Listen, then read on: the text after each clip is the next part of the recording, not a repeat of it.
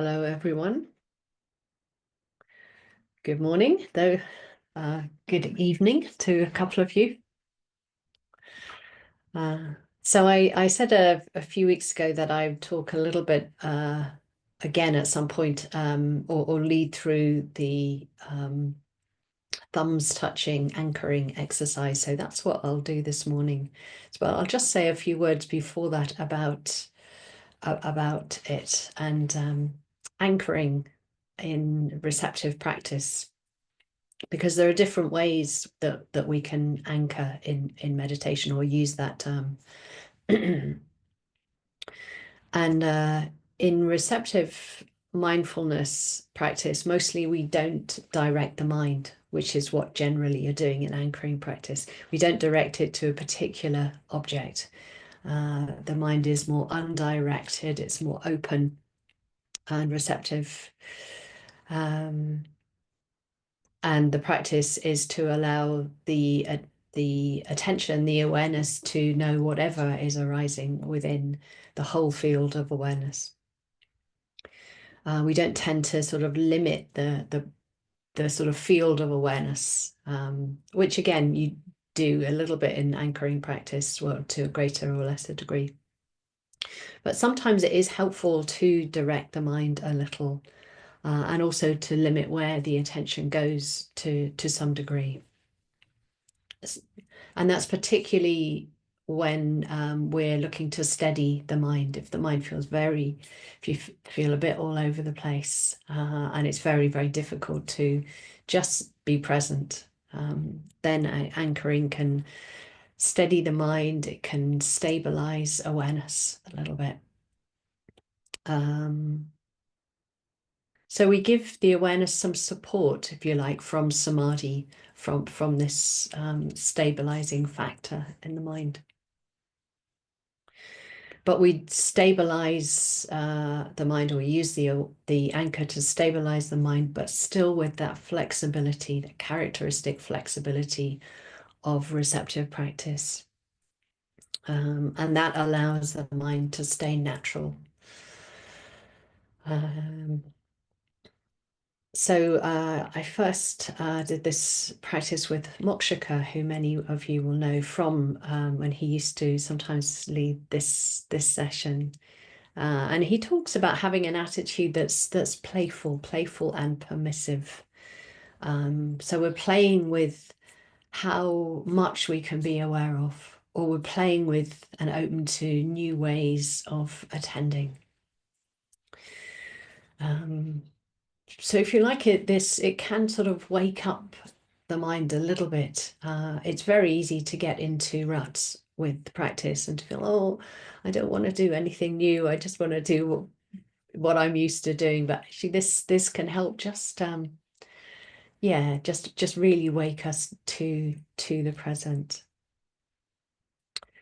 So as I said, we use the touching of the thumbs. I'm just going to show you, though obviously when you do it, you just touch them really, really lightly. But when we do the practice, you need to find something that supports your hands, so that your arms and shoulders are really relaxed.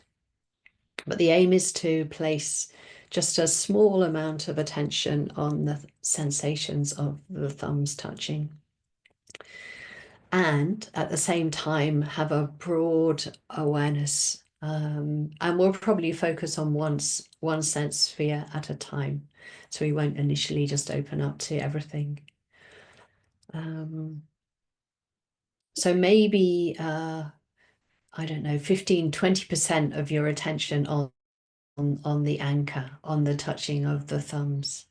And the rest of the awareness, the attention is available to take in whatever else is happening. So we definitely don't want to put all the attention on the anchor. It's really just supporting the practice of awareness, or more open awareness. So one other point, and it's to do with how the mind works, and the mind is often drawn towards intensity It's drawn towards those things that are most obvious and most easily sort of noticed, and they are usually the more intense sensations. And that might be in a pleasurable way or an unpleasant way. Yeah, the more intense sensations or feelings or emotions, or a train of thought even.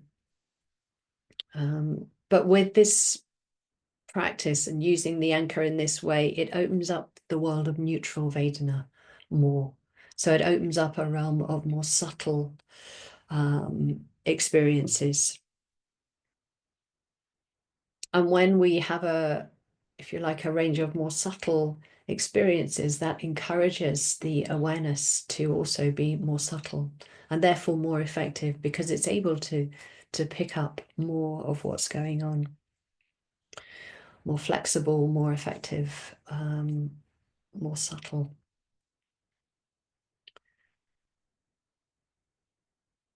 So maybe just to say one thing about the anchor, and that it's when there's an anchor on a ship or a boat, it's not that it holds the boat to one place, it allows it to move. So it stops it from being I'll say blown away, but that's not quite the right metaphor, is it? From being washed away by the ocean or by the sea, by the waves.